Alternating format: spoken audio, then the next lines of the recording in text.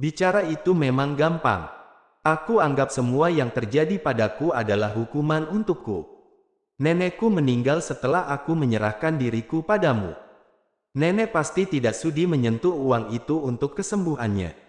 Air mata kesakitan itu menetes, mengingat penyesalan mendalam dalam hidupnya. Nenek lebih memilih menyerah karena tidak ingin melihat diriku yang murahan ini. Seharusnya aku selalu mengingat pesan nenek, Rei, segala sesuatu itu harus dilakukan dengan cara yang baik, agar hasilnya juga baik. Tapi kali itu aku mengabaikan nasihatnya. Uang itu didapat bukan dengan cara yang baik, makanya nenek marah, dan Tuhan lebih menyayangi nenek. Marva mengusap air matanya. Begitu juga orang-orang yang diam-diam mendengarkan pembicaraan mereka. Tidak pernah aku berpikir untuk menjadi istri kedua, apalagi pria itu masih beristri. Mimpi pun tidak. Kamu meminta aku menikah denganmu, sedangkan kamu sendiri sudah memiliki istri. Aku akan menceraikan Vio. Dan apa menurut kamu aku senang? Aku memang tidak mau kembali menjadi yang kedua, apalagi diduakan. Tapi bukan juga berarti aku mau kalian berpisah. Aku punya Raine, anak perempuan. Aku tidak mau karmaku dia yang akan menanggungnya. Aku tidak mau kelak jika dia dewasa, dia juga disakiti oleh pria. Dek dek dek. Nafas Marva serasa sesak. Raine, tentu saja dia juga tidak mau anak perempuannya itu menderita. Tapi kamu jangan salah paham Rei, ada atau tidak adanya kamu, aku akan tetap menceraikan Vio. Apa kamu mau menceraikan perempuan yang sudah membesarkan anak-anak kamu? Kamu mungkin akan mengatakan kalau akulah yang egois, tapi apa yang Vio lakukan itu bukan aku yang memaksanya. Aku sudah mengatakannya kalau dia tidak bisa menerima kehadiran Raine dan Radi, kami bisa berpisah dengan cara baik-baik. Kami bisa tetap menjalin hubungan baik sebagai teman. Tapi Vio tidak mau berpisah dengan kamu, karena dia tidak bisa memiliki anak. Kamu juga dengar sendiri kan dari anak-anak, kalau kami sering bertengkar, bahkan di saat kamu belum kembali. Aku tidak akan memaksa kamu untuk menjawabnya sekarang, Rei. Pikirkan baik-baik. Sebelum kita menikah, kita bisa saling mengenal, kalau itu mau kamu. Kamu bisa belajar mencintai aku. Rei ada di depan makam neneknya, mengeluarkan isi hatinya. Rintik hujan mulai turun, membuat udara menjadi lebih dingin. Dia perlahan meninggalkan kuburan itu, dengan hati yang sedikit lega karena sudah bercerita, meski tahu neneknya tidak akan menjawab pertanyaannya. Loh Rei, kamu juga di sini. Agam, kamu juga di sini. Iya, aku habis berziarah ke makam keluargaku. Baru saja Rei mau meminta Agam untuk mengajaknya ke makam keluarganya, tapi hujan turun dengan deras. Ayo, kamu bawa mobil, Rei. Enggak, aku tadi pakai taksi. Ya sudah, ayo aku antar. Rei melihat banyak kue di dalam mobil itu. Tadi aku beli kue untuk mama aku. Oh ya, dulu kan mama aku suka banget sama kue buatan kamu. Masa? Memang mama kamu pernah makan kue buatan aku? Pernah, yang dulu itu, waktu kamu masih jualan kue. Kapan-kapan aku kenalin kamu ke mama, deh. Rei tersenyum, dia tahu kalau Agam itu sangat sayang pada keluarganya. Agam juga sering bercerita tentang keluarganya. Rei yang mendengar cerita dari Agam, merasa senang, seolah dia sedang mendengar cerita tentang keluarganya sendiri. Sekarang hari Minggu, hari yang tepat untuk santai-santai, kecuali Freya yang setiap harinya memang super sibuk. Rei memutuskan untuk ke mall bersama teman-temannya. Tanpa sadar mereka terpisah, karena sibuk melihat-lihat barang yang mereka mau. Rei, Agam, kamu sendiri. Enggak, sama yang lain juga.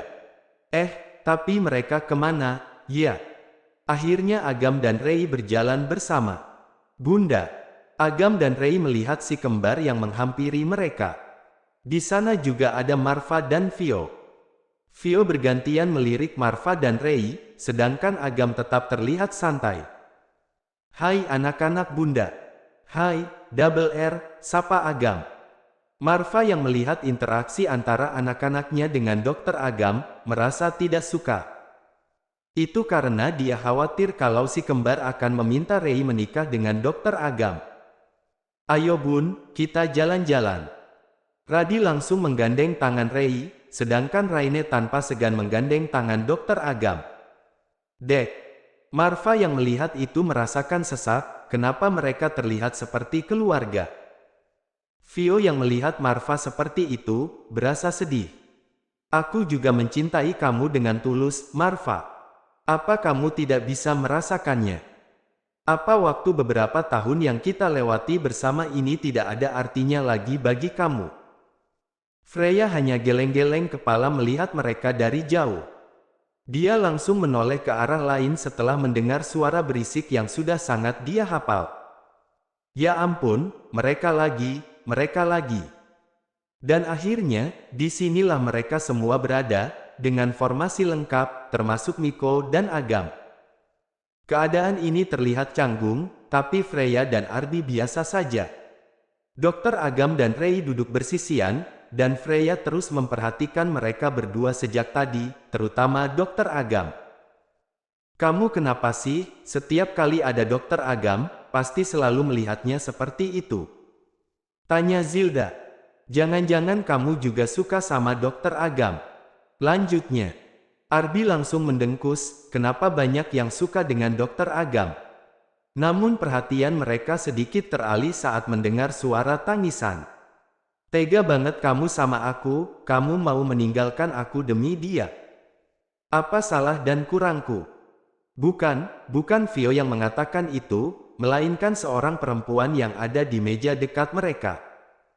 Para pengunjung yang lain juga memperhatikan mereka. Setelah melalui perdebatan yang membuat orang-orang yang melihatnya merasa iba, mereka keadaan kembali tenang. Kasihan banget, ya. Kalau aku jadi tuh perempuan, aku unyeng-unyeng tuh cowok.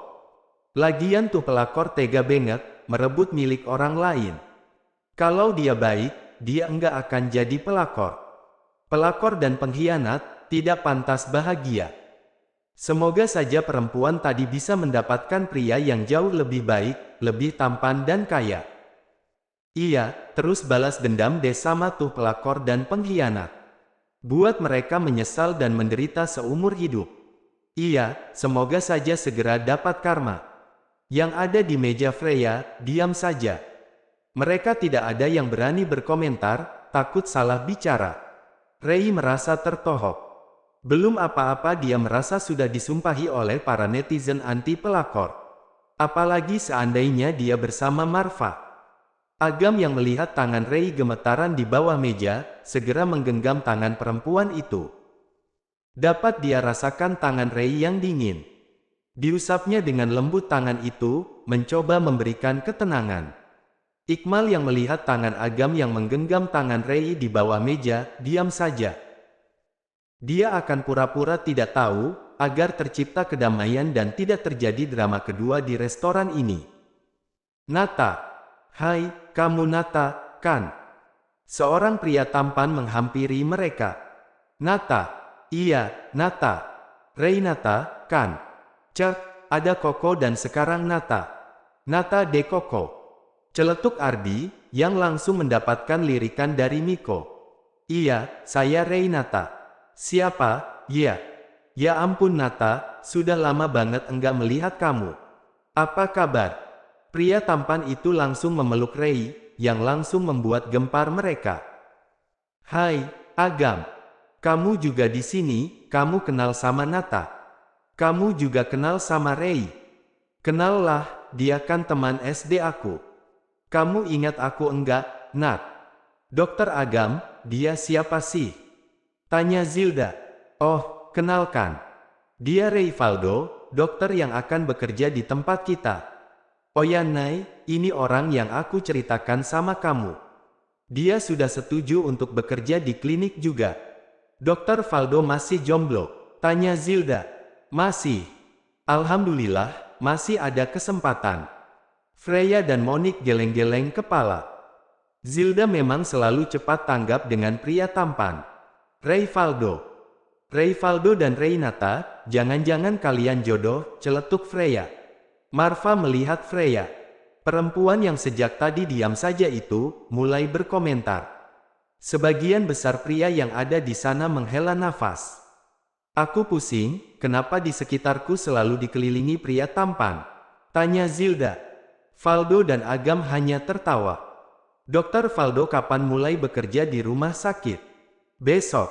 Ya sudah, aku duluan ya. Si kembar dan Ciro juga sejak tadi diam saja. Mereka sibuk dengan makanannya. Bunda, ayo kita ke taman bermain. Akhirnya mereka mengajak Rara dan Ciro ke taman bermain. Yang paling senang tentu saja para pria yang gagal move on itu. Arby dengan Freya yang direcoki oleh Miko. Marcel dengan Zilda. Vian dengan Leta. Iqmal dan Monique hanya tertawa saja melihat perjuangan mereka. Ray dengan Agam dan Raine. Sedangkan Marva dengan Vio dan Radi. Kebetulan kita sedang berkumpul di sini. Ayo kita foto bersama, ajak Freya. Mereka lalu mencari latar yang bagus untuk berfoto bersama. Jangan sedih terus, Vio. Kalau memang berjodoh, kamu akan terus bersama Marva, begitu juga sebaliknya dengan Ray.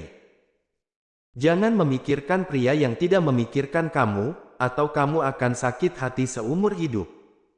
Kamu lihat bagaimana Ray. Dia menjalani semua apa adanya. Bisa saja jodohnya Marva, atau orang lain yang tidak pernah kita sangka. Siapapun nanti yang akan bersama Marva, ikhlaskan saja, ucap Freya menepuk pundak Vio. Freya lalu menghampiri Marva yang sejak tadi menahan cemburu melihat kedekatan Ray, Agam dan anak-anaknya. Apa rasanya sakit, Marva? Tanya Freya. Apa?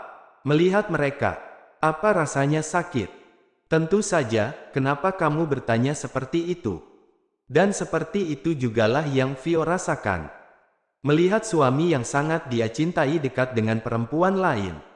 Apa yang kamu lihat, sama seperti apa yang Vio lihat. Kamu tidak terima, merasa Ray adalah hak kamu. Begitu juga dengan Vio, yang merasa kamu adalah haknya. Aku tidak memaksa Vio untuk mencintaiku dan tetap bertahan sampai sekarang. Ray juga, dia tidak memaksa kamu untuk mencintai dia. Kamu sendiri yang menempatkan dirimu dalam keadaan yang sulit. Siapapun nanti yang akan bersama Ray, ikhlaskan saja. Benar itu apa yang dikatakan Freya, ucap Arby. Dia dan yang lain tidak sengaja mendengar pembicaraan Freya dengan Vio dan Marva. Berarti nanti kalau Freya bersama orang lain, kamu juga harus ikhlas ya, Ar. Enak saja. Tidak akan aku biarkan. Aku tidak bisa melihat Freya bersama pria lain.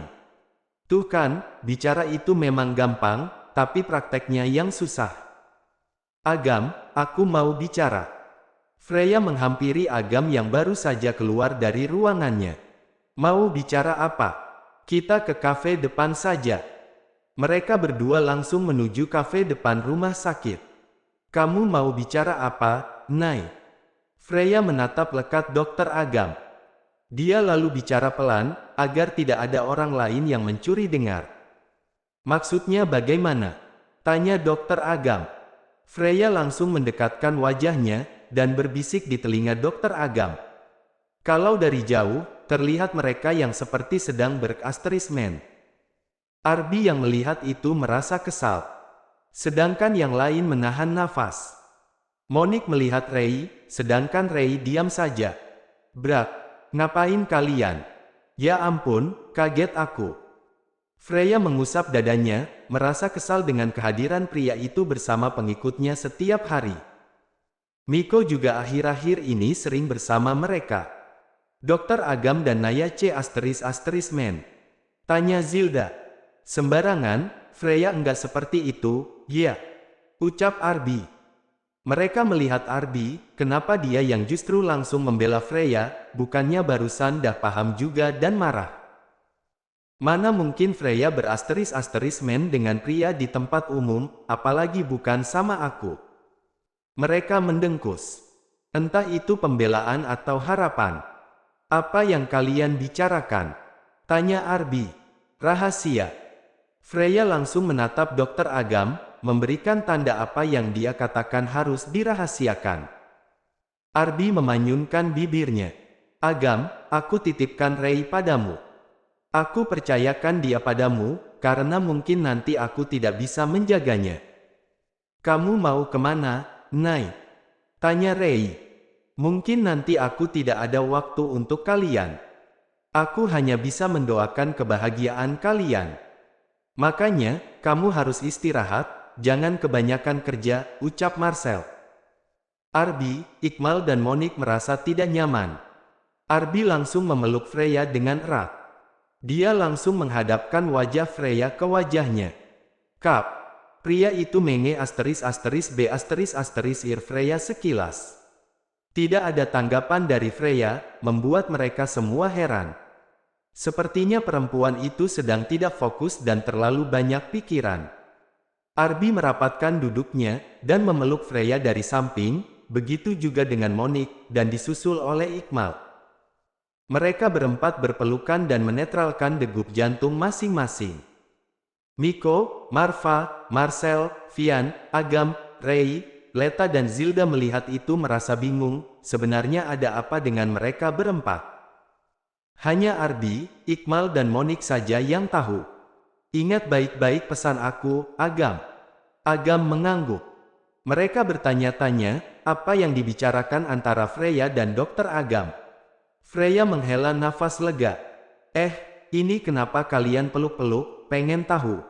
Mereka melihat Freya yang mulai makan. Dia sepertinya tidak menyadari kalau yang lainnya selalu melihat dirinya. Makan nanti kita jemput Ciro. Aku mau jemput Ciro, kamu mau ikut enggak? Mau. Pria itu makan secepat mungkin. Saat bersama Freya dan Ciro adalah saat yang paling membahagiakan. Tidak ada yang bisa menggantikan itu. Bahkan sebisa mungkin dia akan mengerjakan pekerjaannya dengan cepat. Marva terus saja melihat Dokter Agam yang sejak tadi memandang Rei. Salahkah dia yang ingin bersama Rei? Egoiskah dia jika mau memiliki keluarga yang sebenarnya? Dia tahu dan sangat sadar, kalau akan menyakiti hati orang lain, tapi jika dia yang mengalah, itu akan menyakiti hatinya sendiri. Haruskah dia kembali mengalah? Mengalah karena keadaan. Mengalah demi keluarga. Mengalah dan kembali mengorbankan dirinya.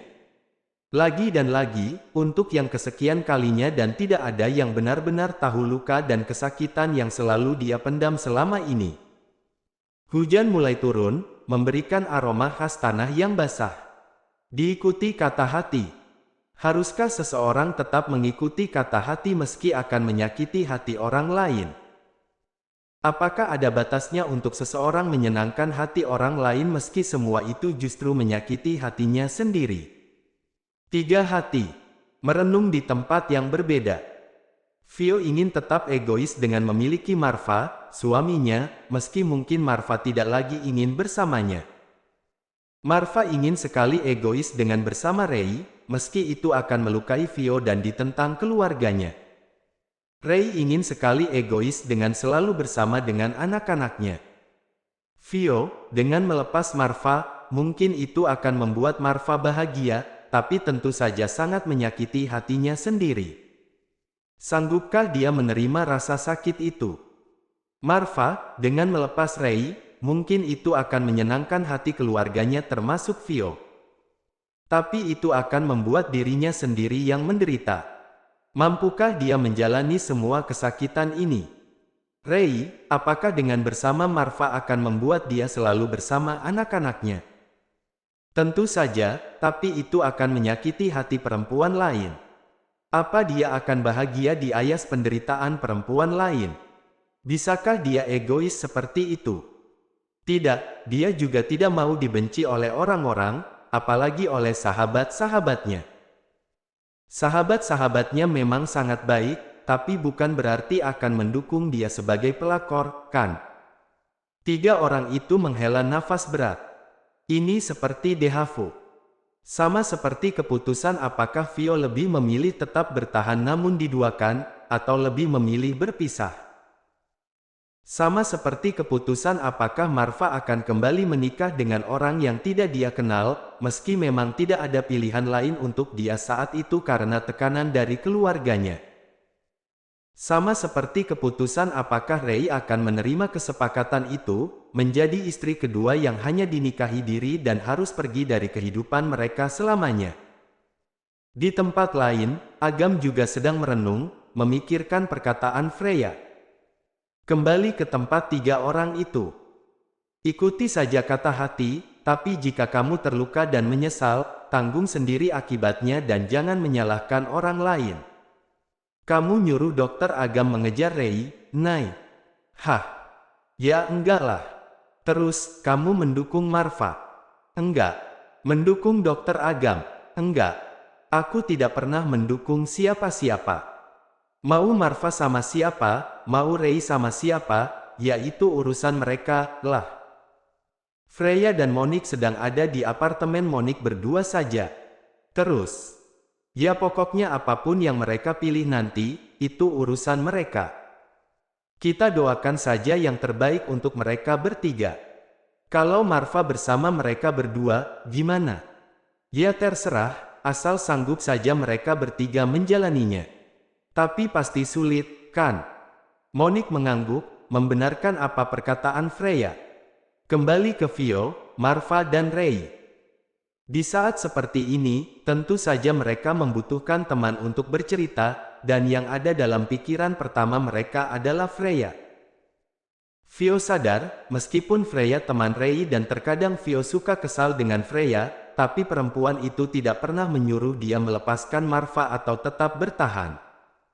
Semua keputusan harus dia ambil dengan kepala dingin. Marva sadar, meskipun Freya sahabat Rei sekaligus mantan istri Ardi, tapi perempuan itu tidak pernah menyuruh dia menceraikan Vio atau tetap setia kepadanya. Juga tidak pernah memaksa dia melepaskan Rei atau terus berjuang untuknya. Semua bisa dia yang menentukan sendiri, meskipun akan ada hati yang tersakiti, tapi dia tetap harus bertanggung jawab dengan keputusan yang sudah dia ambil.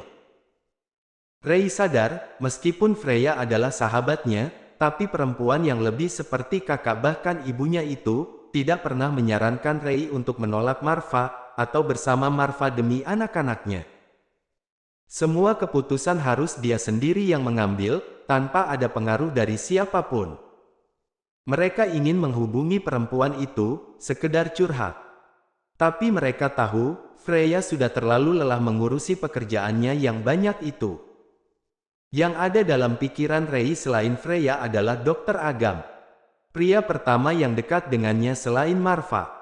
Dia ingin menghubungi Dr. Agam, tapi tentu saja merasa segan.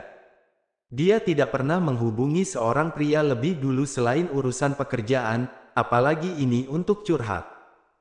Rei melihat nomor Dr. Agam, lalu mengurungkan niatnya itu. Malu. Tapi tiba-tiba saja ponselnya berbunyi, dan tertera nama Dr. Agam. Dengan senyuman, dia langsung mengangkat panggilan itu. Halo. Hai Rei, ada waktu enggak? Temani aku yuk, aku mau beli kue buat mama. Ya sudah, kamu jemput aku ya. Oke, aku jalan sekarang. Kurang dari 1 jam kemudian, Rei sudah ada di dalam mobil Dr. Agam. Rei ingin bercerita, tapi bingung gimana cara memulainya. Ada yang mau kamu ceritakan?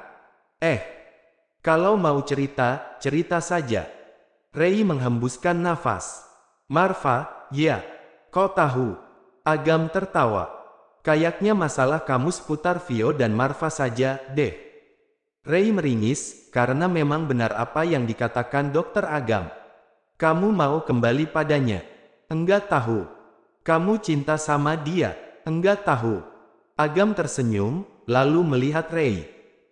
Aku cuma mau bilang gini, kalau kamu mau kembali pada Marva karena alasan anak-anak, sebaiknya kamu pikirkan lagi. Menikah tanpa cinta itu sulit. Yang menikah dengan cinta saja bisa punya banyak masalah dalam rumah tangga. Khawatirnya nanti kamu akan bertengkar terus dengan Marva, ujung-ujungnya pisah, kan tambah kasihan kamu, Marva, dan anak-anak. Tapi kalau kamu menikah karena memang mencintai Marva, ya lakukanlah, dan harus siap menanggung resiko yang ada. Kamu pasti lebih pahamlah resiko apa saja yang ada. Ya, tentu saja Rei sangat tahu apa saja resikonya. Cibiran orang-orang yang mengatainya pelakor, juga restu dari keluarga Marva. Oh ya, kamu mau ketemu sama mama aku, enggak? Mama kamu? Iya, kebetulan mama aku lagi ada di sini. Mau, enggak? Boleh, deh. Setelah membeli kue, mereka langsung ke apartemen Marva.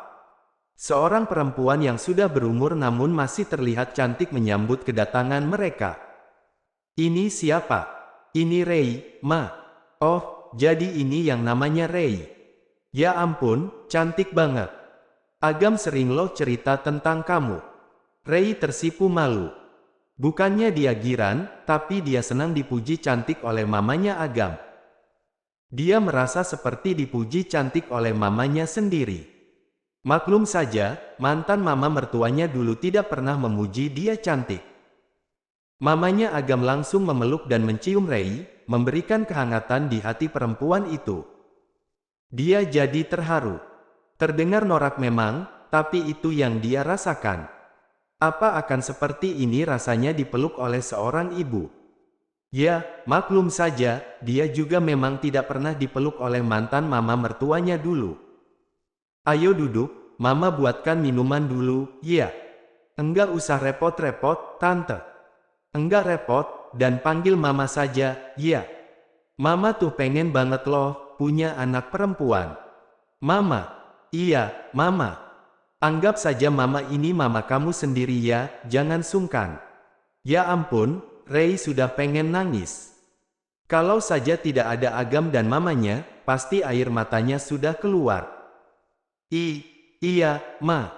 Nah, gitu. Mama. Apa seperti ini juga memanggil seseorang dengan panggilan mama? Rei tidak ingat apakah dia dulu pernah memanggil mantan mama mertuanya dulu dengan panggilan mama. Sepertinya tidak. Dulu dia dan mantan mama mertuanya jarang berkomunikasi, meskipun berpapasan. Apa dulu Rei memanggilnya tante, atau nyonya?